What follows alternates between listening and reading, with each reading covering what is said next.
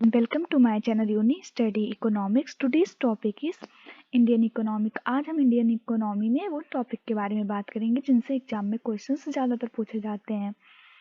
तो हमारा first topic है सेंसस 2011। ये एक बहुत ही मोस्ट इम्पॉर्टेंट टॉपिक है। यहाँ से क्वेश्चंस एवरी ईयर जो है पूछे जाते हैं। State state with highest population, कौन से स्टेट में सबसे ज़्यादा पॉपुलेशन है? यूपी, महाराष्ट्र, बिहार। इसको हम यूएमबी के नेम से याद कर सकते हैं। UMB means UP, Maharashtra, Bihar. और state with lowest population means किस स्टेट में लोवेस्ट पॉपुलेशन है? वो सिक्किम में है। यूटी मीन्स यहाँ पे यूनियन टेरिटरीज है। Union territories with lowest population Lakshadweep, Daman and Diu में है। हाईएस्ट सेक्स रेशियो जो है वो केरला में है और लोवेस्ट सेक्स रेशियो जो है दमन एंड दीव में है। और हाईएस्ट लिटरेसी रेट जो है वो केरला में है और लोवेस्ट लिटरेसी रेट जो है वो बिहार में है। सो ये हमारे जो है सेंसस 2011 के कुछ इम्पोर्टेंट पॉइंट्स थे। अब हम बात करते हैं ग्रीन रेवोल्यूशन की। ग्रीन रेवोल्यूशन इंडिया में 1966 में आया और इसका जो क्रेडिट है वो स्वामीनाथन को जाता है।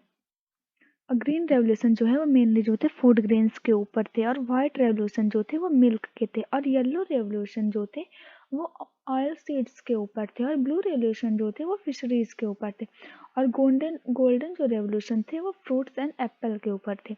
राउंड रेवोल्यूशन जो है पोटैटो के ऊपर। तो इसको हम इसको लर्न कर सकते हैं कि round potato means potato round होता है। तो ये जो है पोटैटो राउंड से तो हम पोटैटो की बात करें। गोल्डन फ्रूट जब पक जाते हैं तो गोल्डन कलर का। तो ये जो है फ्रूट जो है हमारा गोल्डन रेवोल्यूशन फ्रूट से रिलेटेड है। और ब्लू रेवोल्यूशन जो हमारी फिशेस होती हैं वो नदी में रहती हैं, समुद्र में रहती हैं और जिनको बेसिकली हम ब्लू कलर से पहचानते हैं। तो जो होती हैं ये ब्लू रेवोल्यूशन जो होती है वो हमारी फिशरीज से होती है।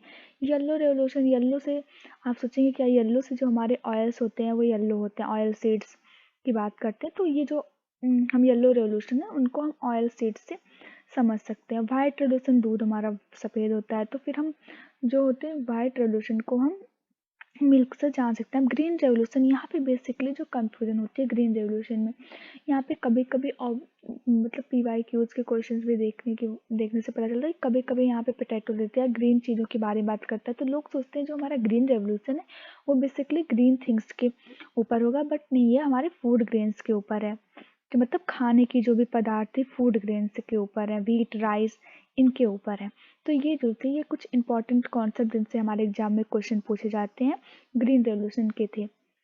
अब यहाँ पे बात करते हैं 15 फाइनेंस कमीशन। 15 फाइनेंस कमीशन के जो चेयरमैन थे NK सिंह हैं और ये मतलब कौन से टैक्स इसको कितना शेयर दिया गया है इसके बारे में बात की गई है। यहाँ पे इनकम को हम 14th फाइनेंस में 50% कम हमने उसमें दिया हुआ है और हमें 15th फाइनेंस में हम इसको 45 मीन्स जब ये हमारा 15th में जा रहा है तो इसमें 5 लेस हो जा रहे हैं। 50 से ये 45 हो जा रहे हैं, बट पॉपुलेशन जो है वो हमारा 17.5 ही है 14th में।